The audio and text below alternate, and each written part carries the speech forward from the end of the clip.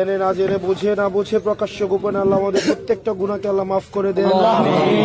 আল্লাহ শরীফ ওসমান হাদি ভাই ইনসাফের প্রশ্নে, ইনসাফের পক্ষে আল্লাহ সবসময় আপোষহীন থেকেছে। আল্লাহ আল্লাহ আমরা যেন ওনার পথ অনুসরণ করতে পারি, আল্লাহ আমাদেরকে সেই তৌফিক দান করুন। সুবহানাকা রাব্বিকা রাব্বিল ইজ্জাতি আম্মা ইয়াসিফুন ওয়া সালামুন আলাল মুরসালিন আলহামদুলিল্লাহি রাব্বিল আলামিন। বাতাস আছে নিয়ে যান।